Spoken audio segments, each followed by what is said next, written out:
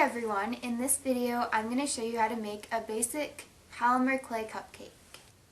Here are a few examples of some that I've made. And I actually have 101 of those cupcakes all together. If you haven't seen my video on the cupcake collection, I'll put a link in the down bar and you can watch it.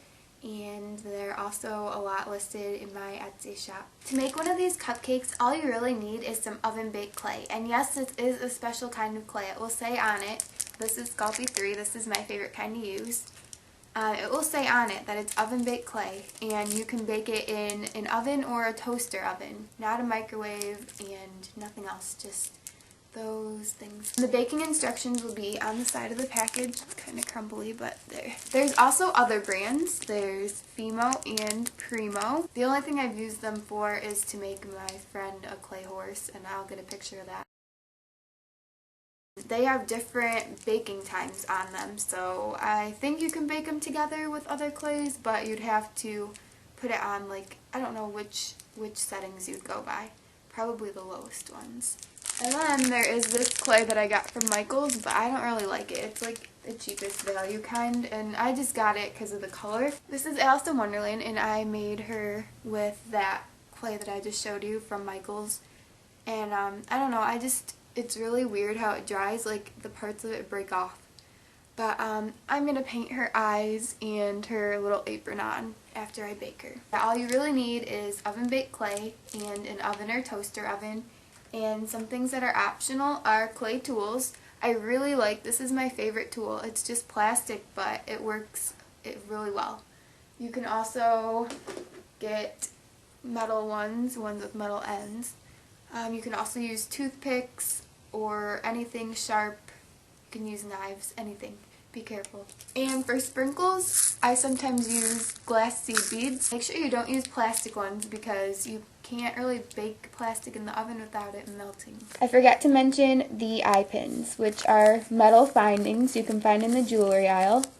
And they have a little loop at the top so you can add a jump ring and make your cupcake or any clay item into a charm or a pendant, whatever you want to call it. So what you do is you would cut this down to size, stick it in the top of your cupcake, and then you bake it right in with it. As you can see, all the cupcakes I made are still sitting out. I haven't baked them yet. The first step is to choose the colors that you're going to use for your cupcake. I'm going to use brown and light purple. You want these to be fairly soft. If your clay is really hard, like this one, you can see I'm pushing and, well, maybe, but I'm pushing down on this and it's just not going anywhere. If you have clay like that, you can buy stuff to make it more workable. This is designed to make molds out of clay, but it also makes your clay softer if you add it to it. Take your two colors and roll them into a ball. You want to make sure all the little grooves are out of it, so like that you could probably roll more. And do the same for the frosting. It's easiest for me to roll it in the palm of my hand, but you could probably go like this too. I don't know, it's just personal preference. Then what I do is I work with the base of the cupcake. I squish it down a little and push the top of it in and try and make it circular rather than like triangular, and push down again. And just work with that. This isn't going to be your final shape, so don't worry. Then you take it and flip it over and push it down again, but not very much.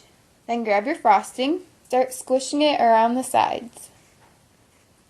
Once it's widened up quite a bit, you can start adding parts of it that go out more than others just to make it look like the frosting is dripping a little. You want it to be bigger than the base, which this is. Set your base back down so the smaller side is facing down. Put the frosting on top and push down. And don't worry about pushing too hard. You can always fix the base after. Take it and push the edges of the frosting down.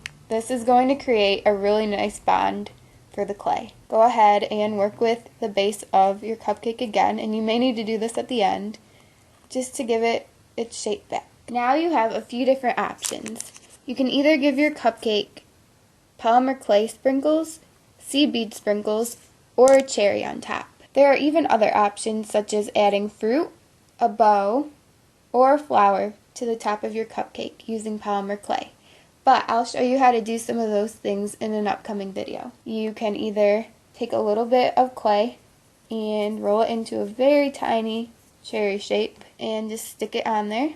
Well, I didn't push down, but you would push down more. Also, if you want your frosting to be a little more smooth, just go ahead and keep working with that. Or you can use seed beads for the sprinkles, and then you just push that in. You still want to be able to see the bead though. Yeah, you'll see these are the beads that I set in, and just kind of push them in there. For making sprinkles, it's a little bit of an advantage if you have longer fingernails, because you can just take it and cut it with your nail, and then you'll have this really tiny sprinkle. When you push it down, it expands a little. Keep that in mind. If your nails aren't long, don't worry, you can always use a tool like this to cut, or a knife or anything like that. I'm just going to add a cherry to this, and then the final step that I do for the actual making of the cupcake shape, I take this plastic tool, which you could use any tool, and instead of drawing lines in, like when I first started doing this, I was drawing a line in, and it just doesn't look as good. I take this tool and I press it down into the base of the cupcake like that, and repeat this all the way around. And it's okay if they're not exactly the same width apart, it just makes it look more realistic,